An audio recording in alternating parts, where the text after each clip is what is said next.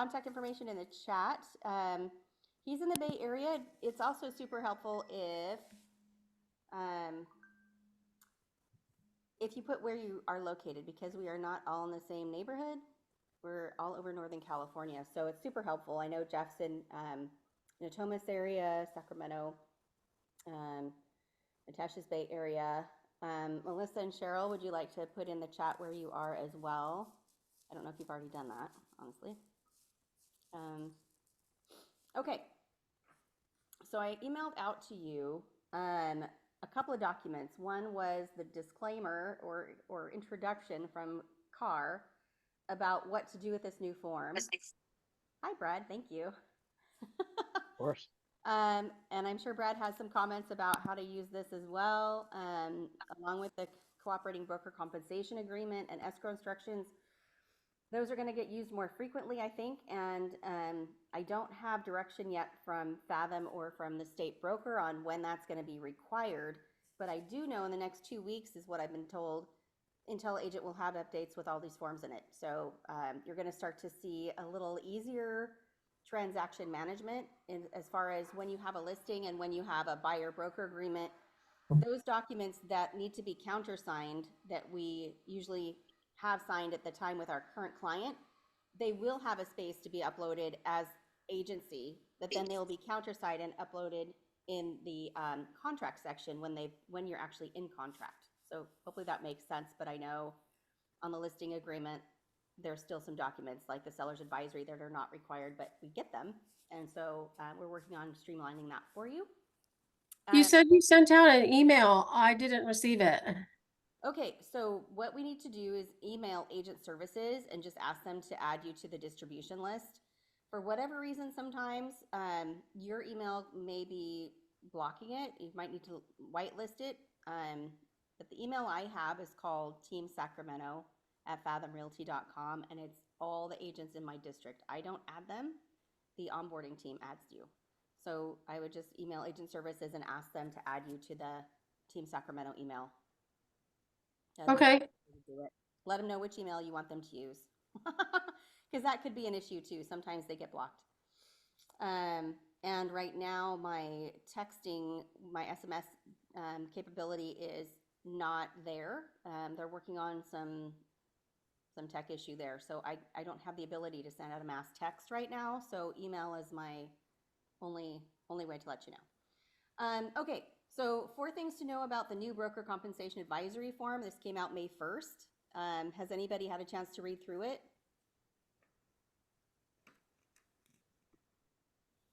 No?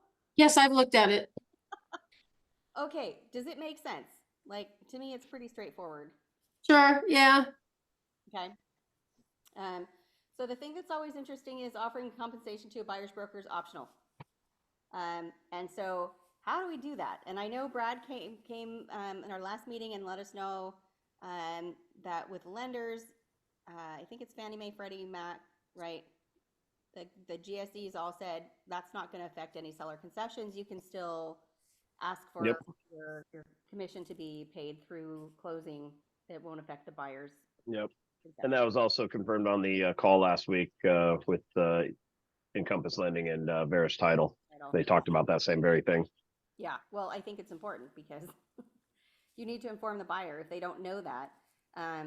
Again, it's really helpful if you send them to Brad so Brad can have a conversation when they first get started so they understand and they're not, operating under false pretenses. Okay, the other thing is the second part of that is if I'm a buyer's agent, how can I use the broker compensation advisory? So the written representation agreement we know is going to be required. It's been pushed back from July to middle of August, and I think it'll probably even get pushed back again. Honestly, I don't know that it's going to be middle of August. I'm betting end of the year. That's what I think will happen. But CAR is proactive, California Association of Realtors, and they put out a form for you to do this. So I wanted to make sure you saw it. You know that it's there, and it is now part of the bundle that we have for the buyer representation agreement and also for the residential listing agreement. So you're going to see this anyway. You're going to have to be able to explain it. So I wanted to make sure. So various ways buyers brokers can be compensated is in the 3rd paragraph. And there's three potential ways that you can have a buyer broker get paid. One is the buyer pays their own broker, which we know does not happen that often unless it's for sale by owner. The second one is the seller pays the buyer's broker, which is what we generally do now through co-oping. And the third is the seller's broker can pay the buyer's broker directly through escrow. It doesn't necessarily need to be co-op. And they're not mutually exclusive. So that's a very interesting sentence to me. Says, no, these options are not mutually exclusive. So that means, I know in the past, you could have a buyer representation agreement that says, I'm going to get whatever percentage or dollar amount. And then the listing compensation might be another amount. And I know agents have, taken both of those into account if they're not the same number. Sometimes the listing agent has a lower commission or lower dollar amount, and it's made up on the buy side. So the buyer needs to know that too. You could be compensated by both sides. Does that make sense? Okay, cool. All right, does anybody want to share comments on the BCA and any questions you have on how to use it?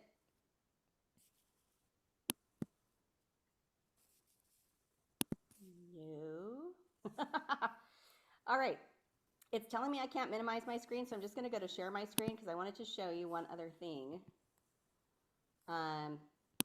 This is the BCA form. Hopefully y'all can see my screen. Is this okay? Can you see it? Yes. Thank you. I appreciate you letting me know. Okay, so this is all part of the bundle, right? As I was saying before, there are some documents that are not even optional. They're already there when you start a transaction or you start your agency with a client. This is my training file, so that's why it says Bob the Buyer and the other guy agency and all of that. But these documents, as I was saying, these three are going to be in the agency section of IntelliAgent, and then they will be added to the contract section for both sides. And then you're going to see the broker compensation advisory. So paragraph 1 is for sellers, paragraph 2 is for buyers, paragraph 3 is these three different choices I was telling you about, where you can get compensation. But you kind of just need to explain it to your buyer. Not a lot has changed, really just how we present it to escrow and we present it on the disclosures has changed. But we've never worked for free, and it's very important to make sure the buyer just understands this is just a change in how it's notated, but we're still getting paid. So hopefully that made sense. It's only one page, but just rolled out on the 9th. Under the listing agreement, you're also going to see the seller's advisory, right? That's been in there. And now, I know it hasn't been used a lot, but the seller's advisory on the listing side, and then the other one is the buyer's transactional advisory that was actually added in 2022. That's also going to be required going forward as well. Just one more disclosure we get to do. At the end of the day, I would say we're going to have between 28 and 30 disclosures on the listing side and about 25 to 27 on the buy side in IntelliAgent that are going to be either required or exemptable in certain situations. So that should be coming down the pike in the next couple weeks. Okay, as far as the broker compensation agreement and escrow instructions, have any of you been using that yet? I haven't used it yet. No, it's used it. Okay, so I don't have it on my screen, and because I'm the host, I can't pull it up, which is really annoying. Let me see if I can try something else here. Hang on. Yes, I can. Okay, let's see if I can share this with you. My Zoom skills are not ideal today. Let me see. Share screen. Okay. Okay, so here's the other one. This is from 2021. So it's been there for a few years. Again, this is just a training file, so you're just going to see some things have been filled in. There was a request to have this added to IntelliAgent also, again, just to acknowledge who's getting paid what and how. And the thing that's really interesting is there's number 3. Do you see how it's a bunch of different choices?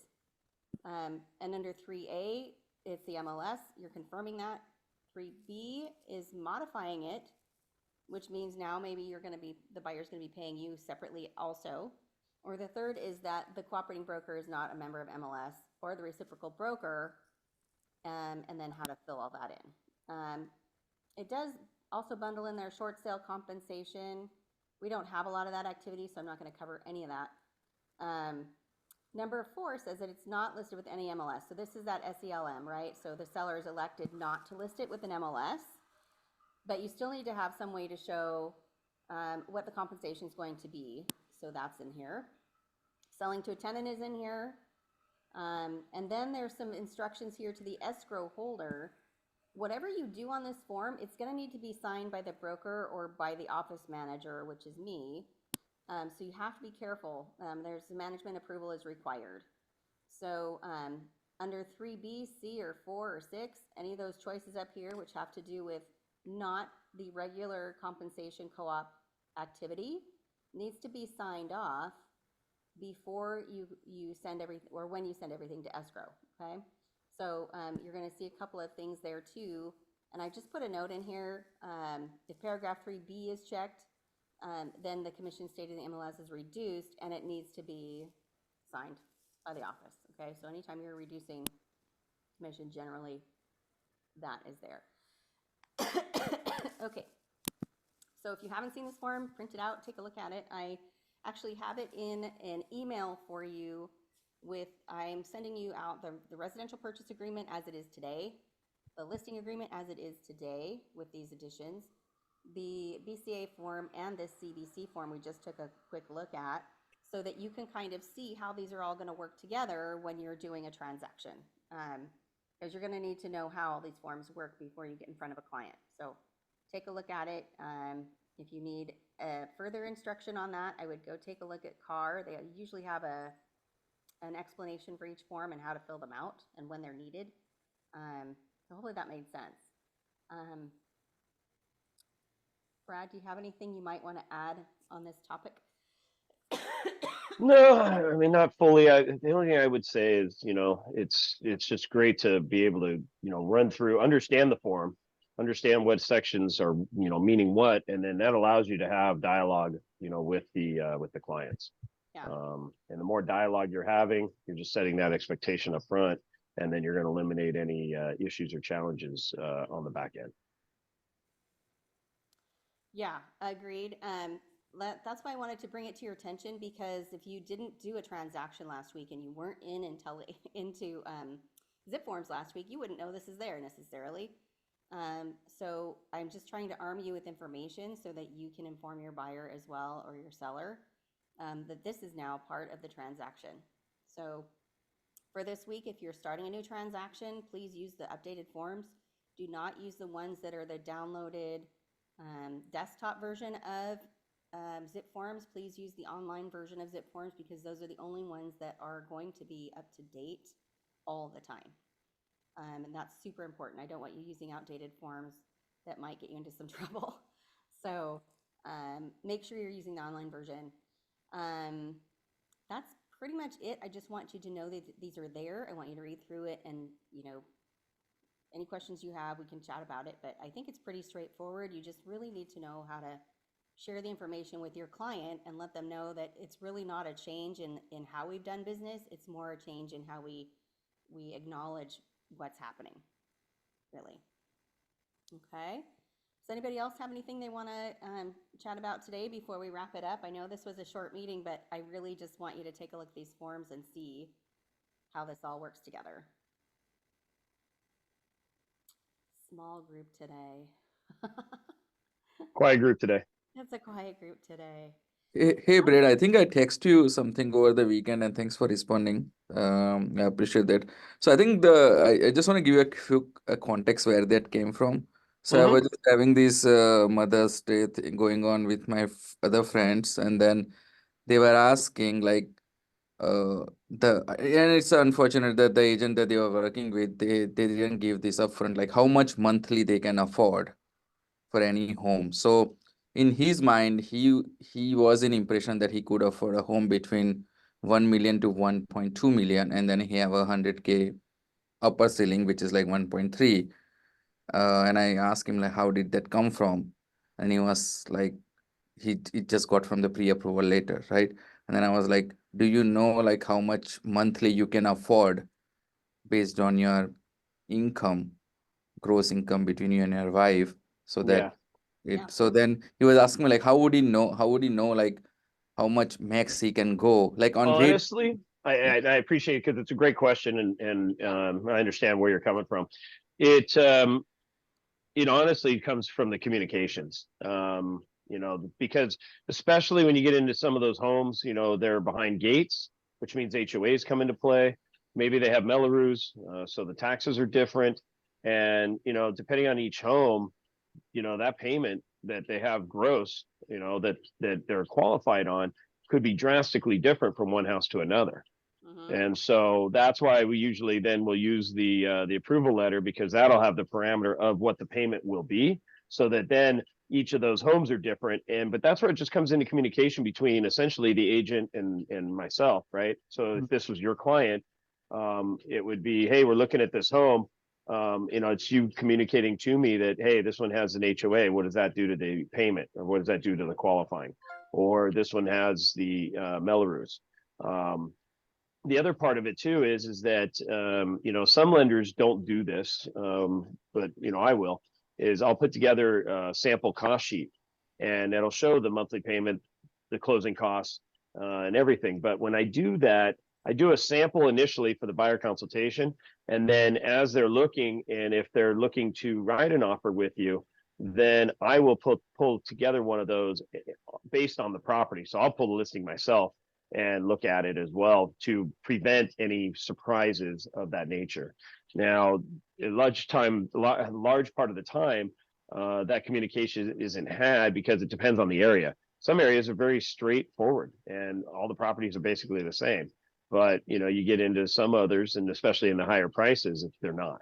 And so that's why that communication is key and vital. So back to your point and your overall question, which is, how does the buyer get that information? And it comes with the straight communication between the agent and the lender. And sometimes some people don't get that information, and they don't get that communication, and then they end up with massively disappointing surprises, if you will. I see. Yeah, Mitesh, the other thing that is a huge deal right now is homeowners insurance. So you need to get them started on shopping insurance pretty early in the game. Yeah, much earlier in the process. I mean, it used to be where we would wait until, we're looking for loan approval. And now I tell people, start shopping it now. And depending on sometimes the houses, if it is near a fire zone, or even within a half a mile nowadays of, a fire zone, get the insurance, because going, and sometimes it's even before they even write an offer, because just getting a quote, they'll learn that home isn't even insurable unless it goes under California's right? Yeah, I'm brain farting what they call it, but essentially it's like their assigned risk. Yeah. And that doesn't even cover fully the home, and then they have to look at getting supplemental, and it just gets really ugly sometimes. So no, great point, Krista. Yeah, I see that so much right now, where insurance policies aren't getting renewed. And homeowners are like, well, I got to sell my house. I can't afford my insurance. Well, that presents another problem, which is, who else can afford your house and the insurance? So, and then you layer that with, if they had a slab leak or had any claims in the last 3 years, it gets really ugly really fast. Yeah, we had a property where the buyer was buying a property that was needed to be updated, but there was a big tree in the front yard. And the big tree had branches that went up and over the roof line, and a regular insurance company would not insure it because the roof line had tree branches over it. And they're like, nope, sorry, can't do it. So they had to use a specialized insurance company until they could, skirt up the tree and either take the tree down or skirt it up. So it's a big deal. And I know I've been watching articles on insurance policies and insurance writers kind of agreeing to work together, quote unquote, to start offering more insurance, but it's still a big deal. And where we are, depending on where you are in California, right? There's a lot of homes that are in foothills, or they're in treed areas, and not necessarily the cookie cutter, subdivision type property. So you need to research that pretty early in the game. I see. Yeah. Thank you. Yeah, what the seller's paying may not be what your buyer can pay, you know, what they may. Yeah. may And then especially even for your relocation clients too, as you get those, if they are relocating out of California and you're looking to handle that transaction or get a referral fee for that transaction. You know, Arizona is taking some big heavy increases right now. New Orleans, you know, they've taken huge increases going back to you know, Hurricane Katrina. And now a basic entry level home is about $12,000 a year for insurance over there. So more and more of these states that don't have limit increased control like California does, they're taking advantage of those states to make up the difference in the deltas where they're losing money here in California, and they're stopping and quitting doing business here in California, which also is a whole nother slew of problems that are driving what we're talking about. Yeah. So I'm sure, Mitesh, that was way more information. Yeah, actually, and that is that's a Super. good one, because I think one other question that even I had is this HOA, this insurance contingency can be a part of the offer that we put, or I know, like, let's say, and it's a lender requirement, right? Like a home has to have the insurance. So then do people put that kind of contingency? Like, let's say if I'm not able to get an insurance of max monthly $1,000 per month or something, right? Like they can Yep. only go to that limit. Yeah. Can this be a contingency, So right? usually that falls under the loan contingency, right, Brad? Is that where that falls in? Yeah, it does. And you know, obviously then that, you know, is part of that approval. And sometimes though, that's where it gets you know, when you start getting some of these offers that run, you know, 5-7 day loan contingency periods, because they're trying to make the offer presentable and sellable to the listing. They're also shooting themselves in the foot, because sometimes we need to see, you know, have adequate time to be able to pull all the information on that property, especially if there's an agent involved that isn't doing their job. And you know, I've seen that stuff happen too, where somebody comes in and they find me online, and then they come to me and they're using Redfin or, you know, one of these other iBuyer brokerages, and you know, there's zero communication about this stuff. And so it's usually then left to the lender to disclose this information and you know, teach them and advise them on what those changes are. And then if they're working with a poor lender or a internet-based lender, they're finding out that information as processing and underwriting will uncover it. So sometimes that stuff is, you know, way late in the game, because there's nobody there to actually really dive into it and catch this stuff ahead of time. And that's where a lot of times you hear those crazy stories that, you know, people just really getting taken advantage of, or whatever the case may be, and things falling apart at the 11th hour. So this is true for you guys too, with you know, taking listings. Know who you're doing business with, and do a little research, find out how many transactions they've you know, they've done in the year. And if you don't have access to it, reach out to me or Krista. We can pull that information as well. And you know, because it really does make a difference to everything we're talking about. So even though it was one loaded question that was really short, it really just kind of opened up Pandora's box on a lot of challenges that are in front of us based on that one question. Yeah, because how much you can afford is it is by the property. You can't just say, here's your overall lender approval, because that may not hold once you see all the other factors. Yeah. Yep. So good intel. Yeah, thank you. Yeah. Okay. Does anyone else have another hot seat question maybe Brad or I can answer? Yeah, please. That's what these forums are for. Yeah, I'm Amazing. happy to do that. Yeah, there is another one, but I think that's for the MLS guys. Like, you know, like when whoever I talk, they always mention Redfin. Like they always use Redfin for the things, and they have a question like, okay, why would anybody not go with the Redfin? And because it's very easy for them to find a directly agent from there rather than finding an agent. And then even when they work with me, they go to the Redfin and then find their houses. So I don't know how much they are doing for people to get more into directly using the MLS itself, right? Like the client version of the MLS, Well, that we don't lose a client to their Redfin agents. yeah, Right? I don't think well, okay, this goes back to starting with the agency conversation, right, Mitesh? Mhm. So again, the way that the industry is going is you're going to need to have something signed by that buyer that says this buyer is going to do business with you. You are going to be compensated by them. So Mhm. that it discourages them from going on to Redfin and just picking whoever the listing agent is and trying to get in that way, which I know happens all the time, right? Right. So the thing is, all of that information, Redfin, Zillow, Realtor.com, wherever you're looking, that all goes, it's all populated from the MLS. It's syndicated from the MLS. So Redfin isn't Mhm. anything special. That just happens to be their platform of choice for home searches. But it doesn't really have, there's no extra benefit for using a Redfin agent for that reason. Does that make sense? Kind of like the Zillow agents, right? The same issue. Yeah, Yeah, but and yeah, go go ahead. ahead.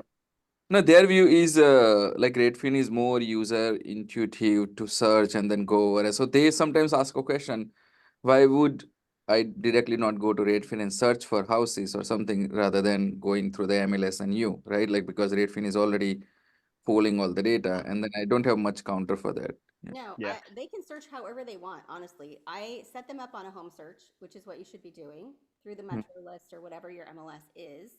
Right. Talk to Joseph about that because I know he's your mentor.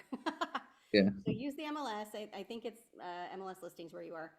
Set up the search with your buyer, and it should be only sending them homes that match their criteria. That doesn't mean that they won't go out on Redfin or Zillow and go look on their own, because they do.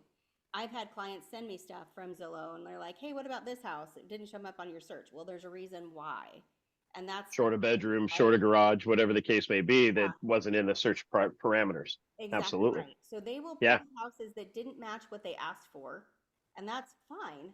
But it comes back to your agency, right? If you've got an agency contract with them, you are bound to that client, right? They're going to work with you to write that offer. So don't discourage them from looking at other properties anywhere they want. I don't care. For sale by owner, hmm foreclosure.com, don't care. I'm the agent that's going to be writing that offer and working with them and helping them through that process. Does that make sense? Yeah.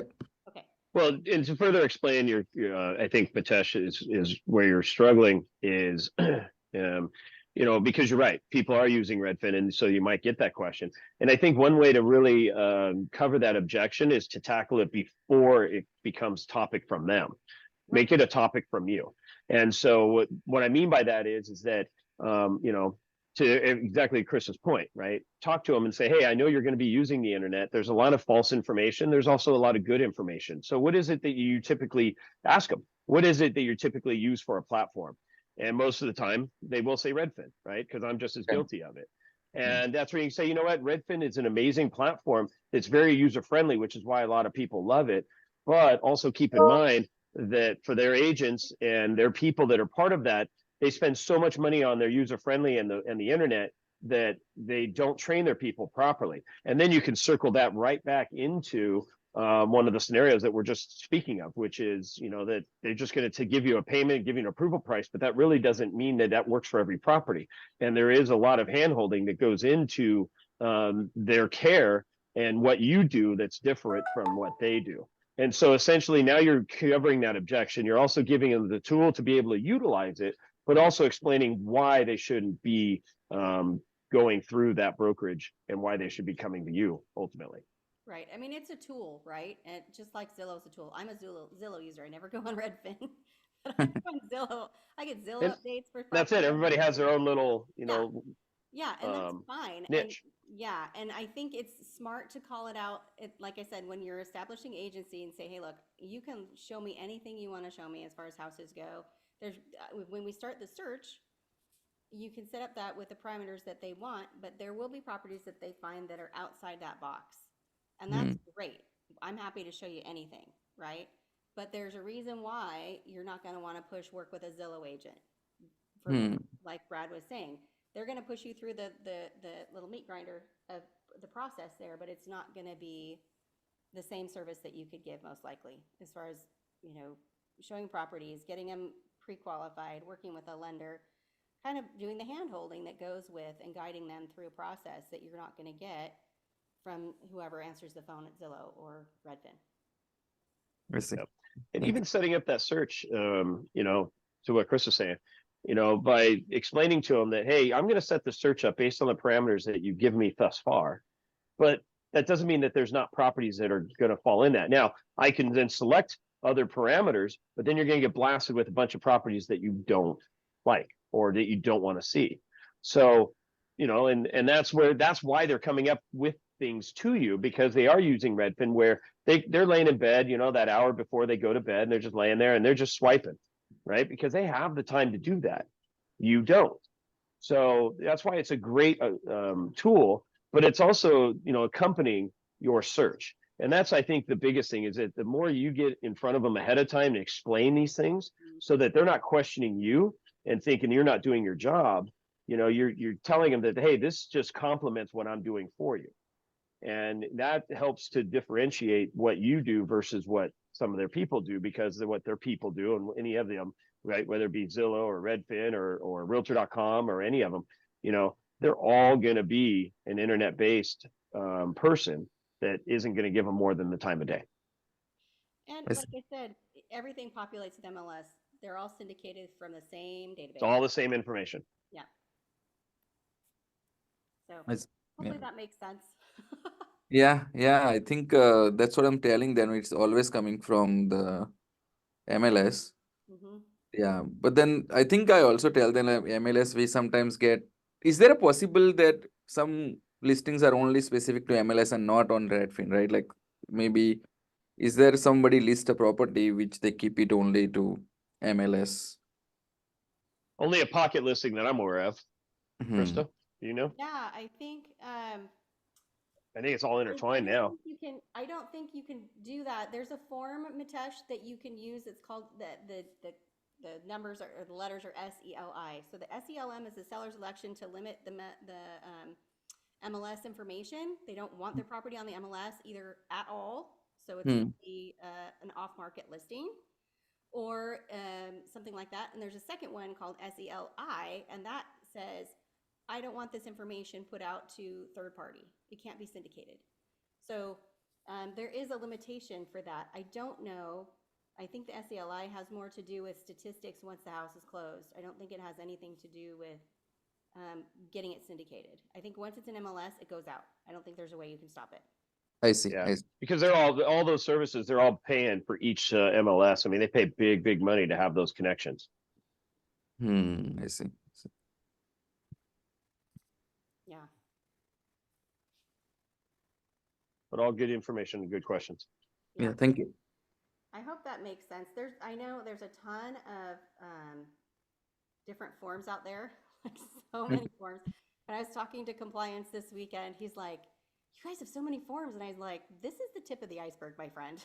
We're not including like the mobile home purchase or a lot of the other things that come up quite a bit. But I tried to limit it to things that happen all the time or just about every time in a transaction. Those are the ones that are going into the IntelliAgent.